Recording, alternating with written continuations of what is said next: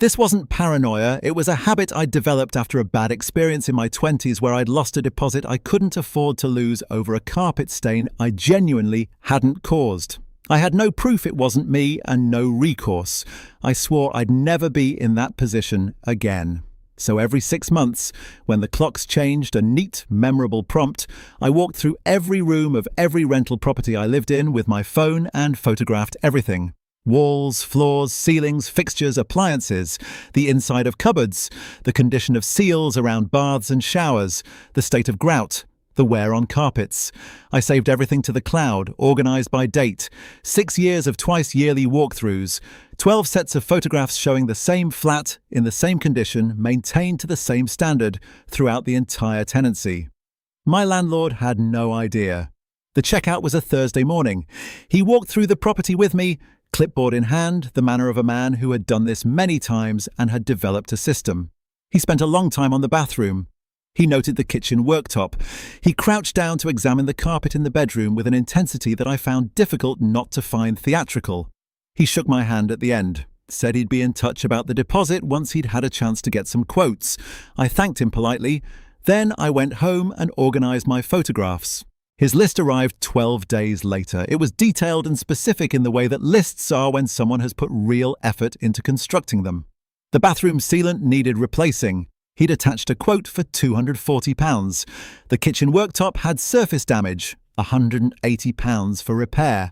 The bedroom carpet had worn patches that he attributed to my furniture arrangement, £650 for replacement. There were 2 other items bringing the total to just over £1,400. My deposit had been £1,200. He wanted £1,200 from the deposit and £200 more on top. I read the list carefully. Then I went through my photographs. The bathroom sealant had shown early signs of wear as early as my 3rd year, clearly visible in the October photographs from that year. The kitchen worktop surface marks were present in photographs from my very first walkthrough, the ones I'd taken the week I moved in. The bedroom carpet, the worn patches were in precisely the positions where furniture had stood throughout the tenancy, a pattern established before I arrived and documented photographically from month 1. None of the damage he was claiming was caused by me.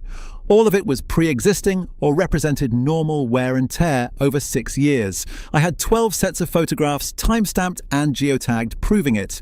I prepared my response over a weekend. For each item on his list, I attached the relevant photographs with dates highlighted. I explained the legal position on wear and tear. I noted that his deposit was held with the tenancy deposit scheme. I gave him 7 days to return the deposit in full or provide a revised assessment. He replied in 4 days.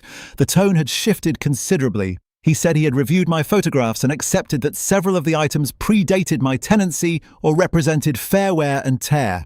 He was withdrawing the claims for the worktop, the sealant, and the carpet.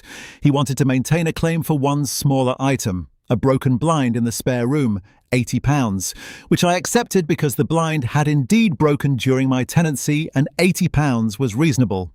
My deposit was returned minus £80 within the week. £1,220 back from a man who had tried to keep all of it and charged me £200 more. I still photograph every rental property I move into, every 6 months, when the clocks change. It has cost me nothing and saved me more than I care to calculate. Start doing it tonight if you rent. It takes 20 minutes and the cloud storage is free. Has a landlord ever tried to claim for damage that wasn't yours? Drop it in the comments. And if you want more complete stories with no part 2s that never come, follow the page.